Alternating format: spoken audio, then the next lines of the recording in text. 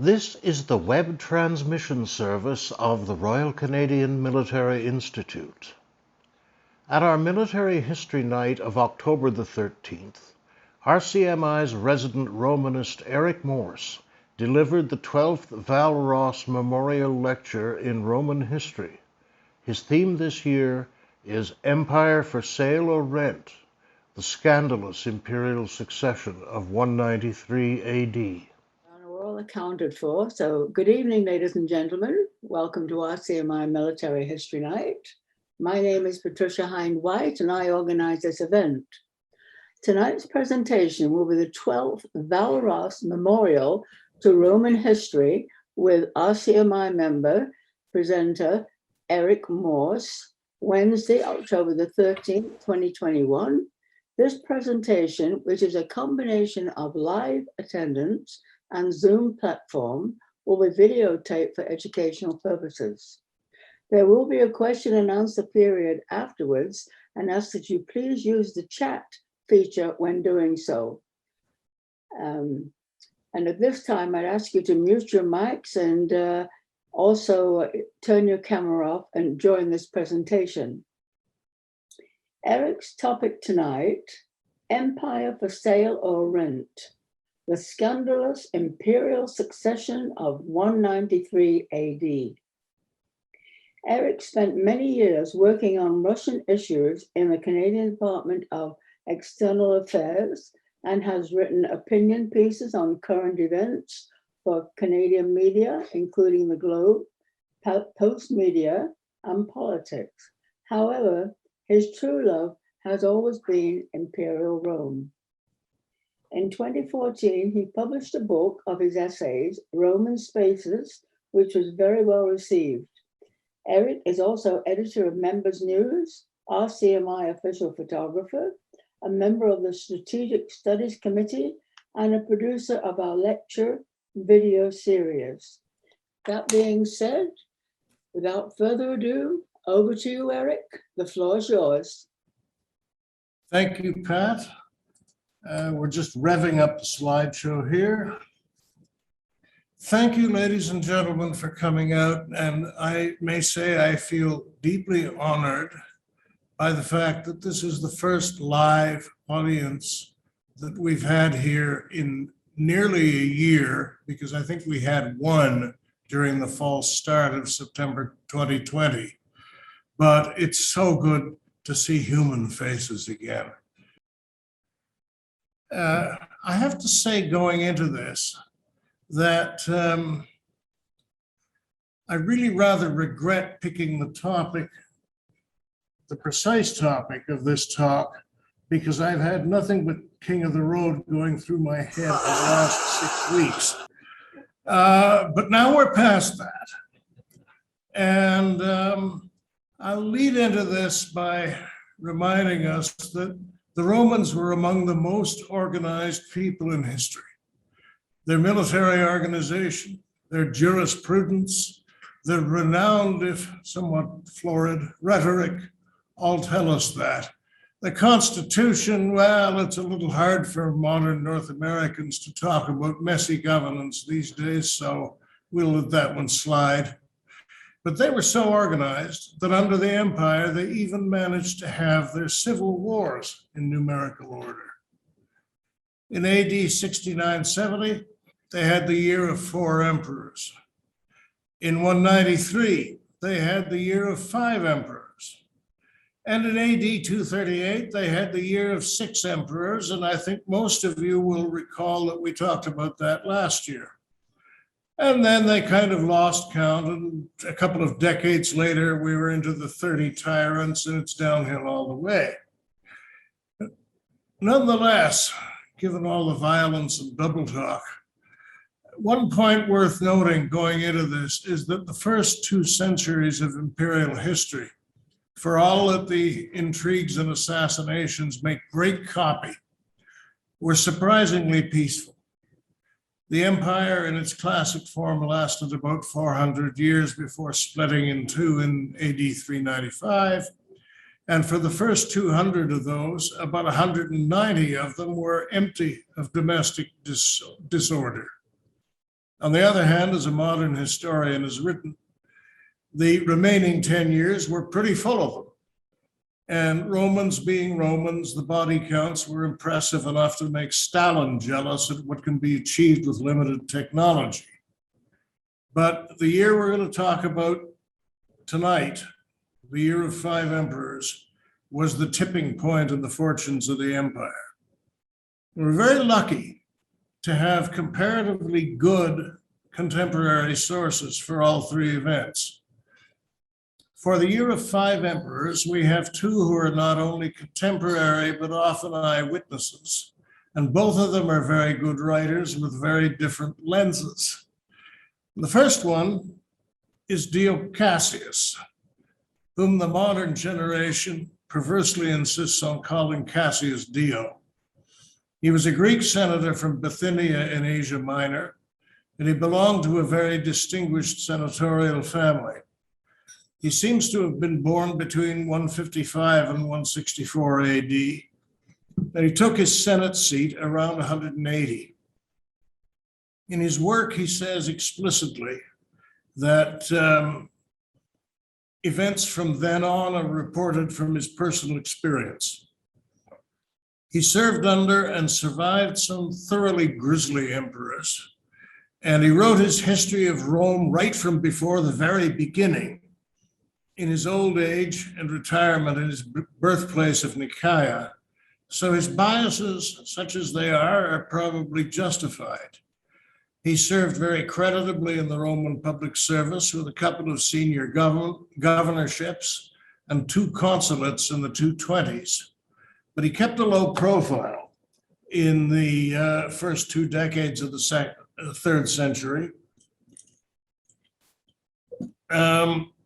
Which, given the casualty rate among senators in those years, was probably also thoroughly justified. He is a serious historian.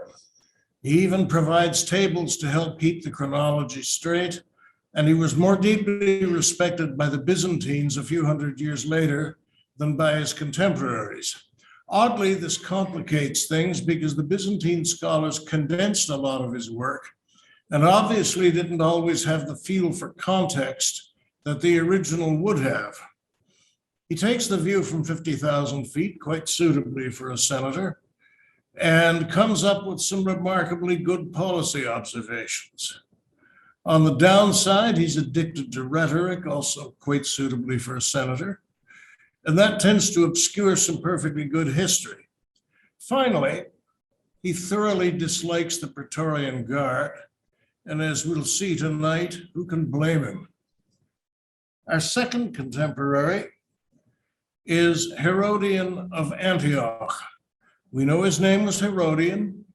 We think he might have been from Antioch, and everything else we know is what he tells us himself, that he worked in the imperial public service in Rome, and what his job was is a great guessing game, but it certainly allowed him to be plugged into the really good poop.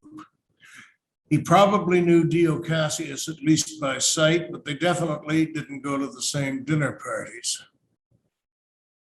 Given what we know of Roman tastes in history, he was probably more popular than Dio in his own time, and he was among the first of what we now call popular historians.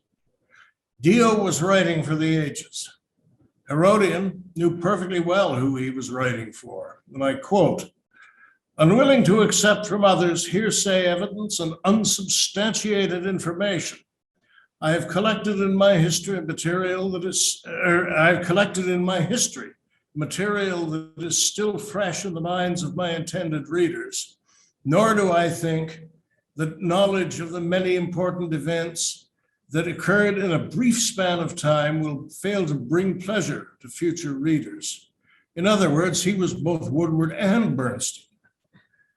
Since he outlived Dio by a decade or so, he may also have had him in mind when he writes in his introduction, "The majority of writers who have devoted themselves to compiling histories and to reviving the memory of past events have had in mind the eternal glory of learning." Indeed, some writers, because they abhor tyrants and wish to flatter or honor rulers, countries, and individuals, have lent sparkle to trivial and unimportant events by the brilliance of their words rather than by the clear light of truth. So take that, Dio. Then he gets into the meat of it. If we were to compare this period with all of the time that has elapsed since the Augustan age, when the Roman Republic became an aristocracy, we would not find in that span of almost 200 years down to the time of Marcus Aurelius, imperial successions following so closely, the varied fortunes of war, both civil and foreign, the national uprisings and destruction of cities, both in the empire and in many barbarian lands. We would not find the earthquakes, the pollutions of the air, or the incredible careers of tyrants and emperors. He doesn't mention dogs and cats living together, but I'm sure he had it in mind. Being the good city boy that he was, he also loved a really good riot. And we saw that last year, and I'm happy to say that tonight is also not riot-free. Herodian is sometimes wrong on simple facts, like which side of a mountain range a city is on. But these are mistakes that can be explained and corrected for by the fact that he probably didn't leave Rome a lot. Much has been made recently of whether Romans really had a cartographic perception of spatial geography rather than a linear one. They did have some very good maps for specific purposes, and it may not be fair to compare their spatial conception with ours, because we live in the shadow of both the Great Generation and the baby boomers, who have had unusual experience to military maps and road maps and the National Geographic. But I doubt most people today, present company accepted, of course, could say without looking it up where Kelowna and Kamloops are in relationship to each other. A Roman frontier commander may not have had a large-scale topographic map of free Germany, but he knew where he was closely enough for his purposes. Most historians put speeches in the mouths of their characters. Herodian is no exception, but every once in a while you take a look at one of those and you say, wait a minute, he couldn't possibly be making that up. He did have sources, and some of them were there. The roots of the crisis of 193 go back to before the death of Marcus Aurelius in 180. Marcus was the last of the canonical 5 good emperors who ruled Rome peacefully and capably for nearly a full century. Not coincidentally, he was also the first one to have a son and heir named Commodus. Marcus made Commodus co-emperor at the age of 14. And by the time he died, the kid was 18, and he had a pretty good idea of what he'd let the emperor in for. One spoiled brat. But what was he to do? If he disowned the boy, civil war would have resulted. And so all he could do was appoint the best advisors possible and pray to every god within earshot. Naturally, it didn't work. Dio writes, just one thing prevented him from being completely happy, namely that after rearing and educating his son in the best possible way, he was vastly disappointed in him. This matter must be our next topic, for our history now descends from a kingdom of gold to one of iron and rust, as affairs did for the Romans of that day. I mean, you can't say he's not calling it like he sees it. Commodus threw off the advisors, made peace with the Germans on the Danube, and headed for Rome in a hurry. Dio claims that he settled with the Germans because he wanted to get back to the flesh pots of the capital, but the settlement actually seems well thought out, and it lasted. So what we may really be seeing here is a pre-existing policy split among Marcus's war cabinet. Commodus didn't take much time to go from being merely unpromising to just plain awful. Or as Arthur Farrell once said about Caligula, power corrupts, but absolute power is so much more exciting. He let the real power go to a string of surrogates and sycophants, each of whom finally met a grisly end at the hands of the urban mob, the Praetorian Guard, or both. Notwithstanding this, the rest of the empire was pretty well managed, though there was a major revolt among the troops in Britain, which one of the stars of tonight's show actually managed to suppress with extreme difficulty. But the key damage, it turns out, is that Commodus let the Praetorian Guard run hog wild. Marcus had kept them busy and under a tight hand on the northern frontier, but none of Commodus's surrogates could control them, and the Roman public despised them. By late 192, Commodus was completely out of control, drinking heavily, had declared himself to be mighty Hercules. The empire was broke, and he was a danger to everyone around him. On New Year's Eve, he made the fatal mistake of writing down the names of the people he intended to have executed after his afternoon nap. Somebody found the list, which, as Herodian tells it, happened to include the Praetorian prefect Litus, the chamberlain Eclectus, Commodus's best girl Marcia, a known Christian sympathizer, and a bunch of leading senators. On reading it, Marcia is said by Herodian to have cried, "So, Commodus, this is my reward for putting up with you all these years. But you drunken sot, you shall not outwit a cold, sober woman." They tried to poison him. That didn't work. So since Commodus hung out with gladiators, the three of them got hold of his wrestling partner, Narcissus, who obligingly strangled Commodus in his bath just before midnight. That's not the Russell Crowe version. This may have already been in the works for a while. Both Dio and Herodian are vague on the point. But the actual timing was inconvenient because New Year's Day was a major public festival, and the emperor was expected to preside bright and early, which was going to be a little hard for him to do in his current condition. Some of the conspirators smuggled the body out of the suburban imperial villa disguised as a bag of laundry. They concocted a communications line that he died of a stroke, which wouldn't have surprised anybody by then, but they had to have a successor ready by daybreak. They sent a well-escorted delegation to call on Publius Helvius Pertinax, a distinguished general, but as it was the middle of the night, he was a bit taken aback by all the sharp steel in evidence and thought they'd come to kill him, which he'd apparently been expecting anyway. After that misunderstanding was cleared up, he said, "Oh, all right, I'll do it," which he repeated to different audiences a few times that day with the expected show of performative reluctance. They took him first to the Praetorian camp to get the guards buy-in, and this is where the first signs of unease crept in. The guards endorsed him reluctantly, and even more so after he made a speech which was supposed to be conciliatory, but in the course of which he made it clear that he expected them to do their jobs. Pertinax was one of the generation of new commanders who made their marks in the prolonged wars of Marcus Aurelius. Previously, the pattern had been that you had to have a senatorial pedigree before you got a high command.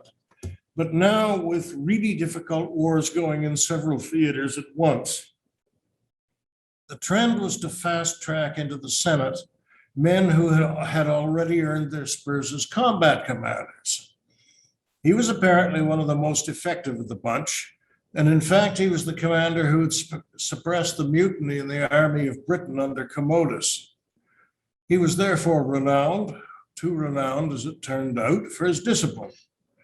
As things turned out, he also had insufficient experience in dealing with a bunch of very demoralized and very entitled guards when he had no reliable troops at hand. He exacerbated this by handing out not once, but twice the watchword, "Let us be soldiers." Well, I mean, I ask you, what can you expect from a man like that?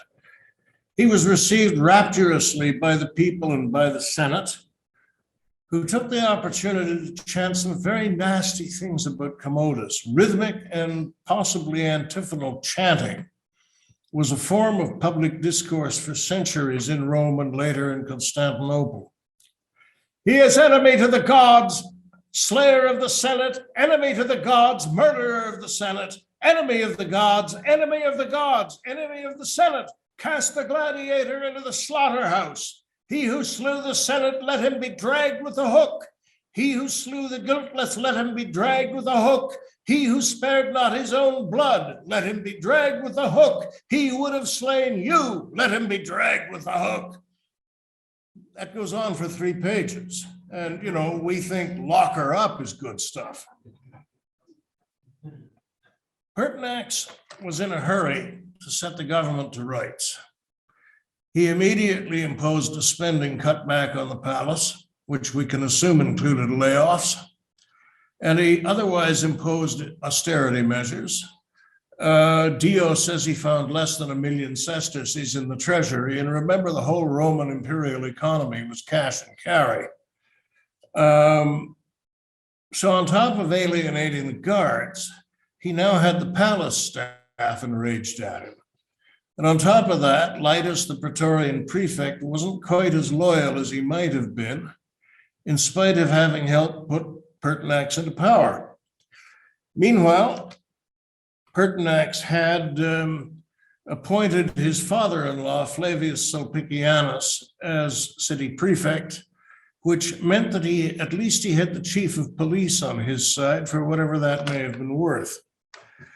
Pertinax assumed the purple on New Year's Day, 193. He lasted until March 28th, not quite 3 months. On that day, 200 or 300 guards rushed the palace gates, which the palace staff had conveniently left open for them. Pertinax walked out to confront them with only his chamberlain Eclectus, and he very nearly talked them down from the ledge until one man yelled, "The guard sends you this," and ran him through. Eclectus tried to defend him, and Herodian says he wounded several attackers before he too was cut down. Dio sums up the reign. "Thus did Pertinax, who undertook to restore everything in a moment, come to his end. Although a man of wide practical experience, he failed to understand that one cannot with safety reform everything at once, and that the restoration of a state in particular requires both time and wisdom." I mean, Dio could have been on Evan Solomon. Meanwhile, the Praetorians had retreated to their camp, with or without Pertinax's head. They barricaded themselves in there because once the word got out, the people went crazy. There was a mob scene at the gates, but in the meantime, Sulpicianus was already in the camp because Pertinax had sent him there earlier to try and keep the garrison in hand.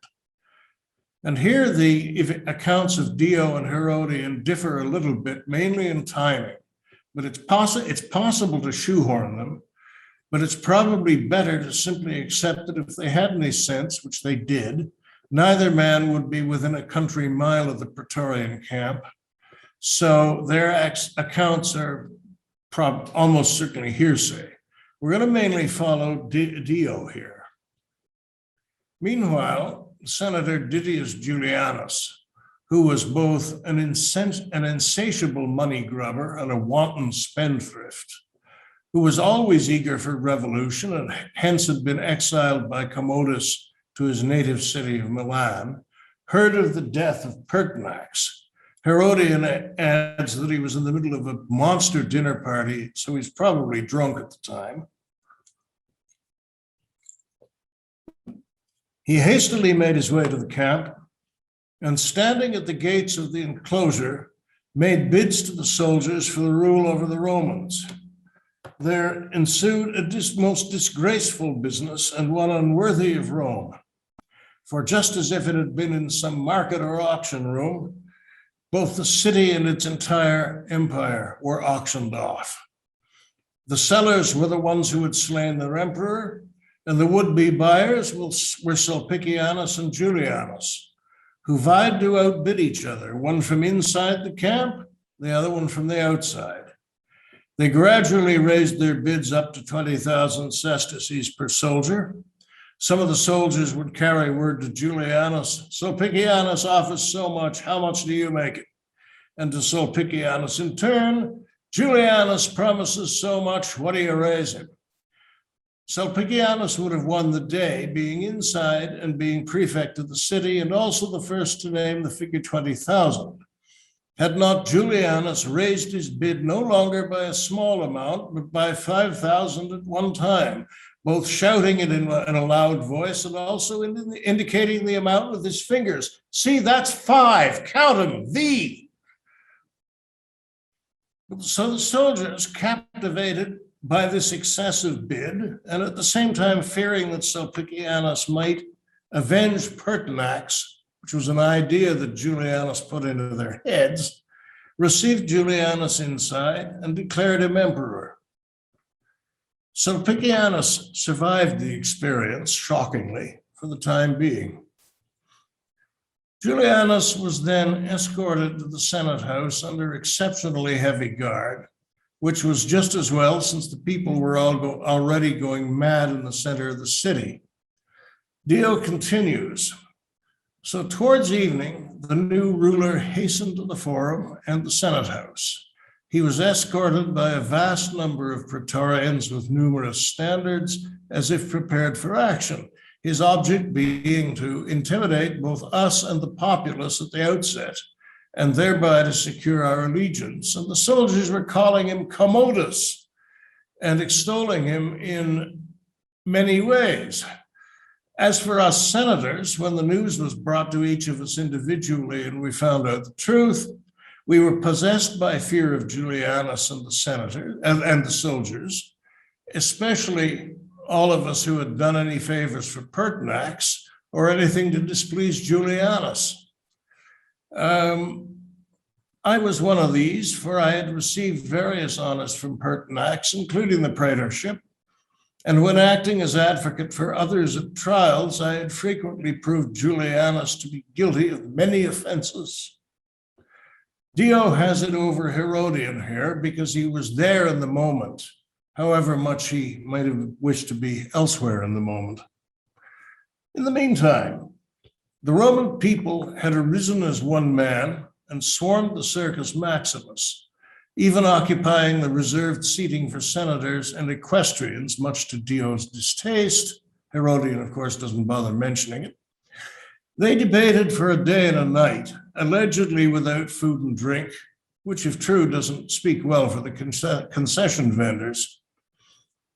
And at this point, Tacitus's great secret of empire reasserted itself, that an emperor could be made outside of Rome, but this time, for the very first time, by invitation. The people in conclave resolved to send a message to Pescennius Niger, the governor of Syria, begging him to come to their assistance against the usurper Julianus. They'd forgotten a couple of things. One is that of anybody available, Niger was the farthest away from Rome. And the other is that there were two other frontier generals closer, out there watching all of this like a hawk. And one of them, Septimius Severus on the Danube, was probably already making his move.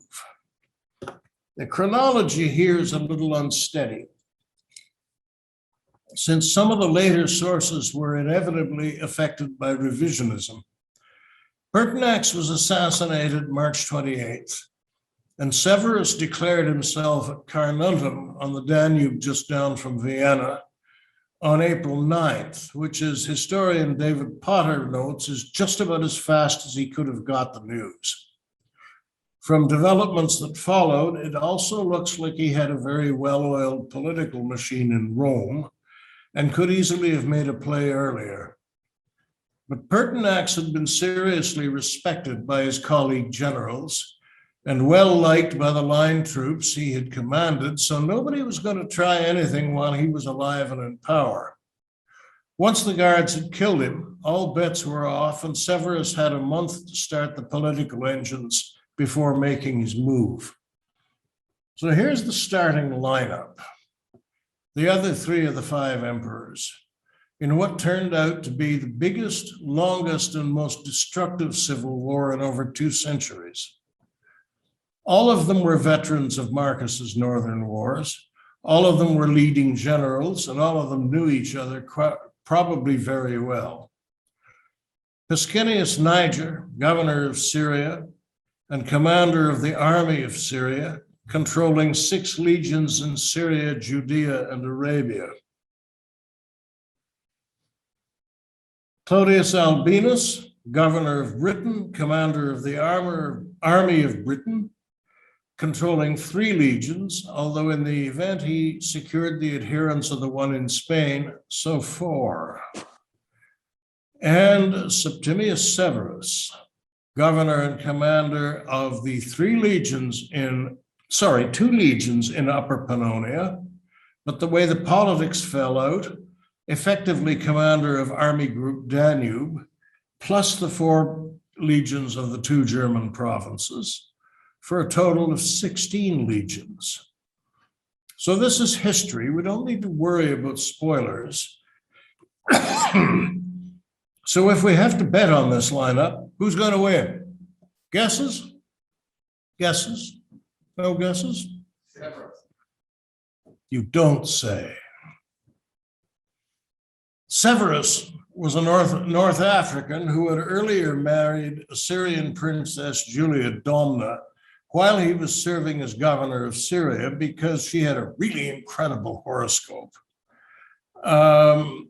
She apparently married him because she had a really incredible horoscope, plus he had a governorship. He had excellent command credentials, but he was also touchy, ruthless, and vindictive. He mobilized his divisions and headed for Rome at the quick step. It still took him about 6 weeks to get organized and cover his bases. He neutralized Albinus by recognizing him as his Caesar, therefore a presumptive successor, which wasn't worth the tablet it was written on, but Albinus bought it for long enough. He knew he couldn't do anything about Niger, so he sent out a legionary battle group from the lower Danube to secure Eastern Europe, which they did, all except Byzantium and the Bosphorus. Julianus panicked. He killed Lytus and Marcia. He sent out agents to try and kill Niger and Severus. That didn't work. He mobilized the Praetorians to build field fortifications. They didn't work. He mobilized the circus elephants to do whatever he thought elephants were for in the circumstances. They didn't work either. Finally, he convened the Senate and got a resolution through offering to split the empire with Severus. Severus ignored it. On June the 1st, the Senate finally declared Julianus a public enemy, sent a major delegation up the road to Severus, and, says Herodian, a military tribune was sent to kill Julianus, that cowardly and wretched old man who had in this way purchased his miserable death with his own money. He'd lasted 66 days. Severus by then was close to Rome. In fact, according to Herodian, his troops had already successfully infiltrated it without Julianus's knowledge. He proclaimed himself the avenger of Pertinax. He adopted Pertinax's name and called for the execution of those who had killed him. And then, in one of the stranger scenes in Roman history, he ordered the guard to parade in full dress and unarmed outside the city. Astonishingly, they did it, and he sucker punched them. He surrounded them with his own troops, cashiered the lot of them, killed the identifiable assassins of Pertinax, and banished the rest of them beyond the 100th milestone. He then filled the vacancies with men from the regular legions, who, according to Dio at least, turned out to be not much of an improvement.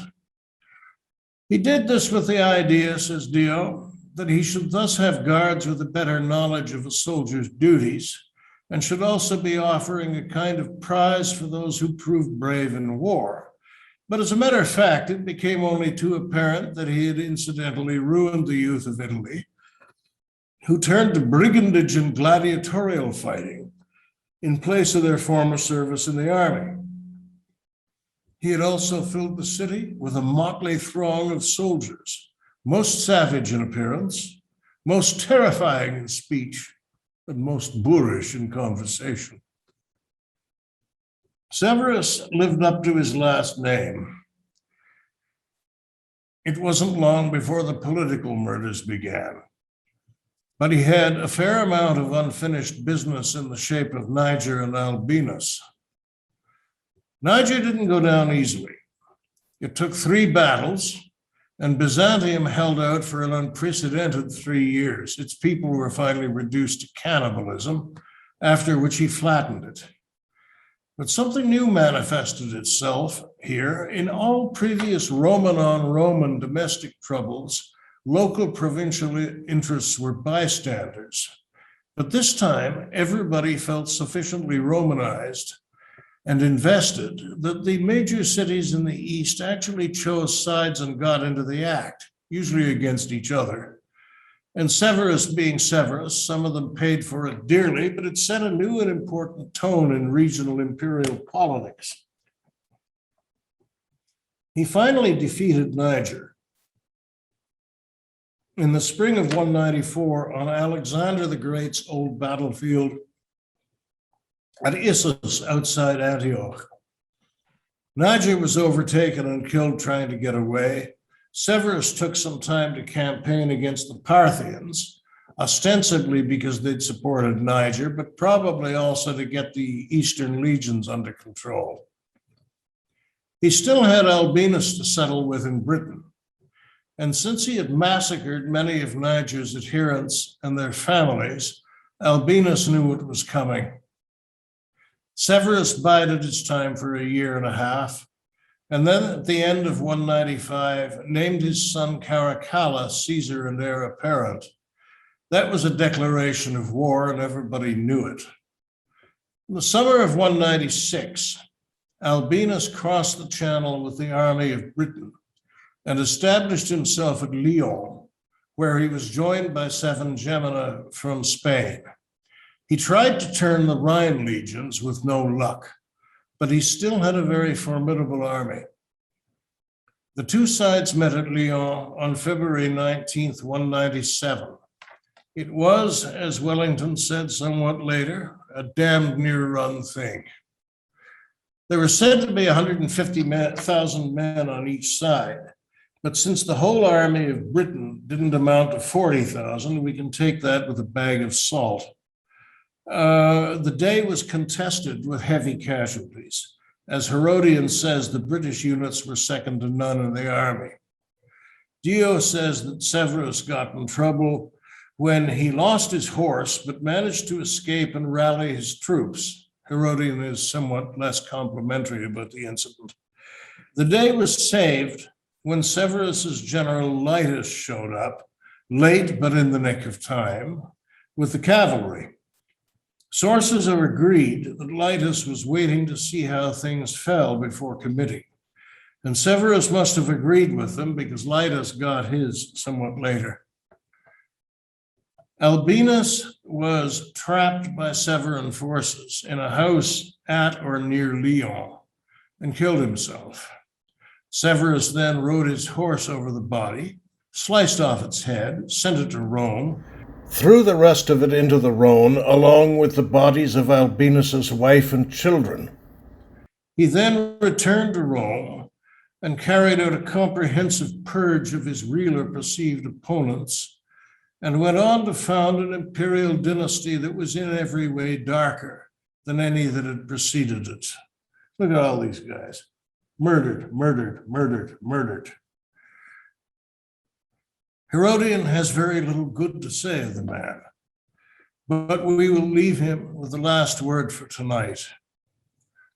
No battles and no victories can be compared to those of Severus, and no army to his army. There are no comparable uprisings among nations, or total number of campaigns, or length and speed of marches. The battles of Caesar against Pompey or Augustus against Antony when Roman fought Roman were momentous indeed. But here is one man who overthrew 3 emperors after they were already ruling and got the upper hand over the Praetorians by a trick. He succeeded in killing Julianus, the man in the imperial palace.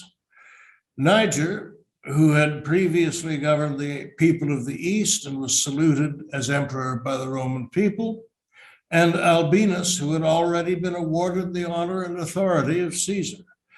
He prevailed over them all by his courage. It is impossible to name another man like Severus.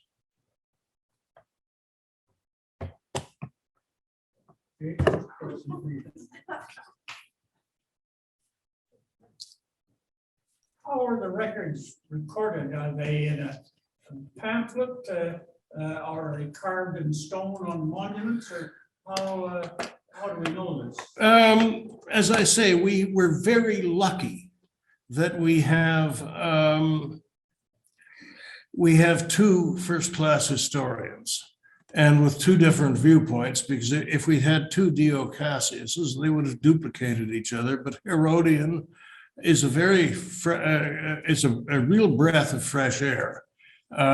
He was discounted for a long time by classical academics, but in the current century, he's made a big comeback, and for every good reason. There's lots of monuments, of course. The Arch of Septimius Severus, showing him triumphing over practically everybody. So it's the usual amalgam of fragments. Where are these papyrus or paper records, or are they? Well, Dio and Herodian have been in print ever since they wrote. So this stuff came down through Constantinople and back to Western Europe.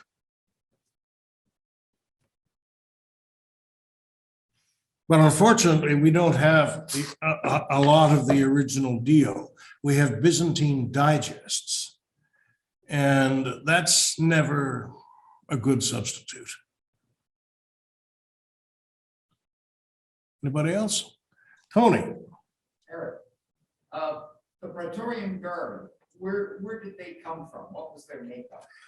Until Severus cashiered the lot of them, they had been recruited from Italy, from Rome itself, from the 2 northern provinces of Rhaetia and Noricum, where Switzerland and Austria now are, and from southwestern Gaul. So from the civilized part, the most ultra-Romanized parts of the empire. And as he said, it badly upset the social safety net for those provinces. Looks like we've got one from David Emery. Do we have any sense of how Albinus would have ruled had he been successful? Could his leadership and status as Caesar allowed him to recruit in the West? Well, I know you, David Emery. We have no idea how he would have ruled because he didn't. But he's well spoken of in the sources. It was probably simply his bad luck that he had 4 legions and Septimius had 16. And also, of course, had conquered the East by the time he turned to him. I mean, he was obviously naive because if Septimius Severus offered you anything, would you take it? But hope springs eternal. And he was well spoken of, but he simply wasn't going to win. As to recruiting in the West, I couldn't say really. He obviously showed up at Lyon with everybody he could get his hands on, and it wasn't enough.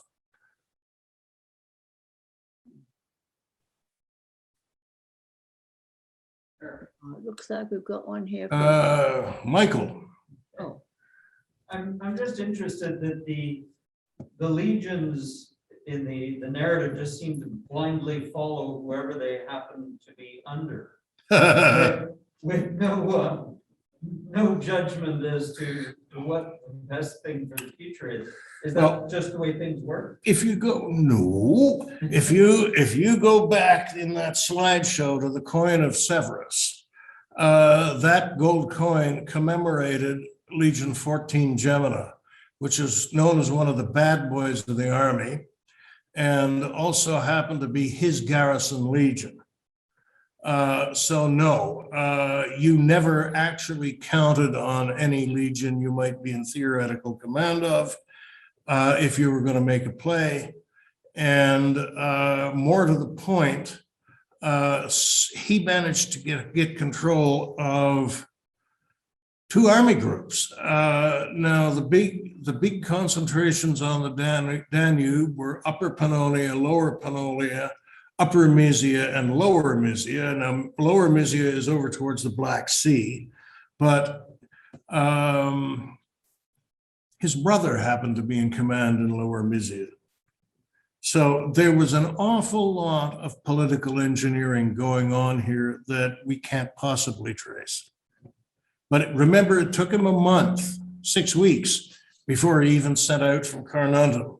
So he was securing all his flanks. I mean, getting the army of the Rhine to throw in with him has to have been a major coup.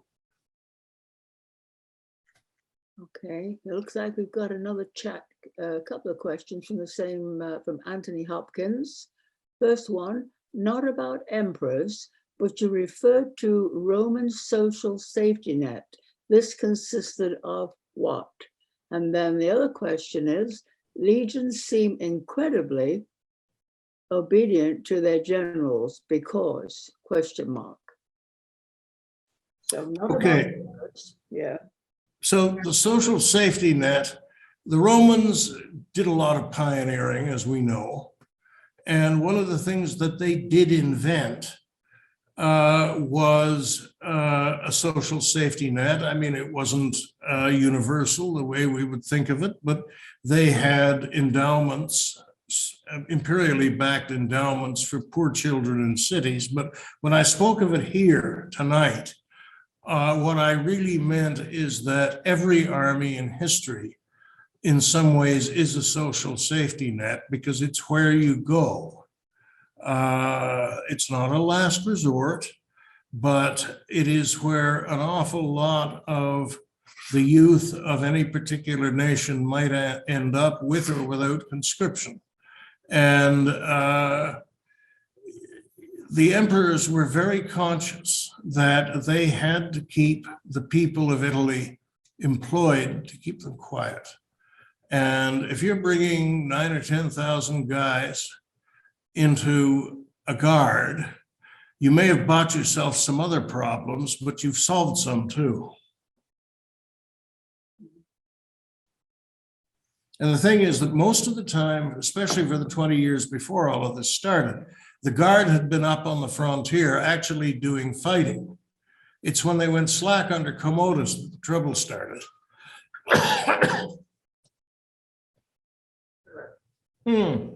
At the beginning, when you were going through how many emperors there had been in each of these succeeding years and so on, I couldn't help but think that 2,000 years later, the governments on the Italian peninsula, but would you dare draw any link to the number of Italian governments, for example, going back to something to do with that peninsula?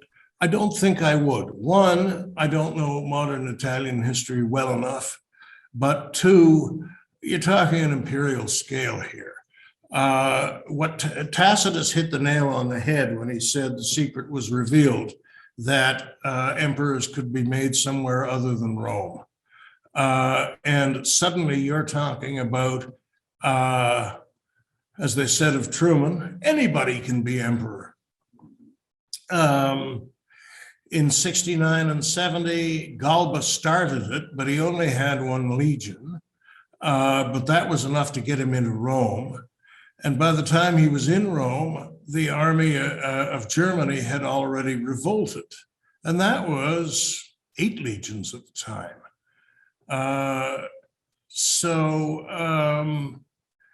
You're talking major tectonic shifts every time one of these things started. And it's frankly a miracle that there wasn't more of that in the first 200 years.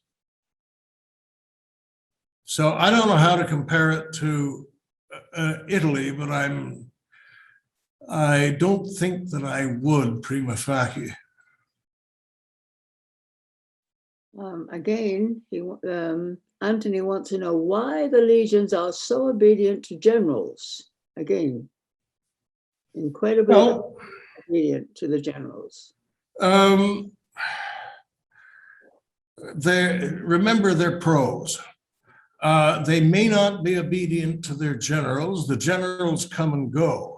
They're certainly obedient to their brigadiers, the primi pili, and the primi ordines, the first-rank centurions, whom they live with for decades at a stretch. So you have a professional discipline. You also have officers who are quite good at managing men, usually, and upstairs at this period, and it's interesting to say at this period, because you're undergoing a shift. The commanders of the legions used to be senators who lived in grand houses in the fortresses and came and went. But the new ones that came in under Marcus Aurelius have started becoming pros, and they've started being promoted into the Senate on the basis of their military capacities. And after another couple of generations have gone by, the Senate will simply be ignored, and you will be having second-tier nobility, the equestrians, promoted as legionary commanders, agens vices, acting vice. So there's, for a lot of the 3rd century, the Senate isn't even in it. And you have commanders who begin to identify with the troops. Now we've got one more from Allegra MacDonald. No, from Hugh MacDonald. Was he known for any significant changes in Roman law? Severus? I'm not sure. She just says, was he? Well, I'll take that as Severus. This is the beginning of the great jurists of Roman law, where they are codifying Roman law. They're codifying the edicts of the emperors. But it's also, and we don't really get this, we don't understand this until we've been through the last 8 years of American history. What the jurists are codifying leads to concentration of power in the hands of the executive. When you get a guy like Ulpian saying, as the fount of all laws, the emperor is necessarily above the law, and the same courtesy is usually extended to the empress, you might think that maybe John Yoo could have written that one. So there was a lot of juridical activity, not necessarily legislation. When they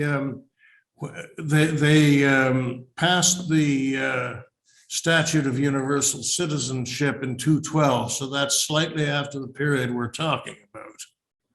That was a major piece of legislation, and the reason for it is still disputed. Any more questions? Conscription general throughout this whole period, although obviously from what you said, it tended to change and come and go, and the loyalties changed with it, but was conscription in effect through the period, or were there long branches where the whole army was in fact volunteer after a fact?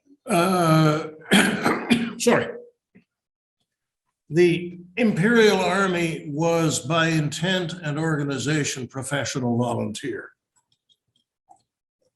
That didn't stop them from recruiting volunteers in time of crisis.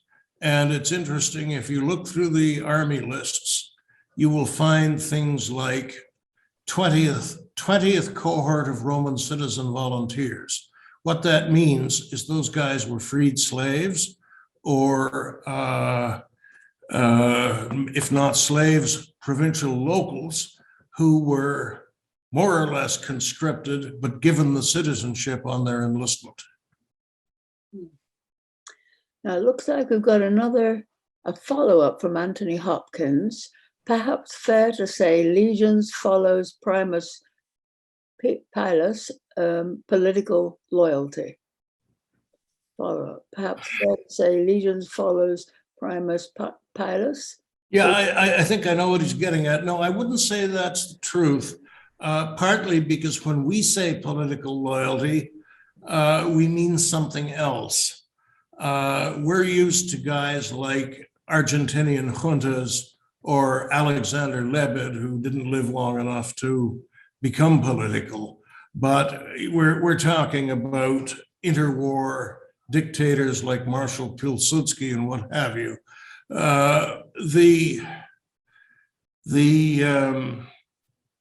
Partly because the empire was by and large stable up to the time we're talking about, there was no chance for politics to develop. There was a chance, however, for legions to display loyalty to the people who handed out the money. And I mean, all you have to look at is that 190 years of domestic peace versus 10 years of civil war. And you're seeing that for that period, what the average legionary thought, or what the average primus pilus thought, wasn't all that important. Marcus spent 20 years fighting on the Danube. He was there the whole time.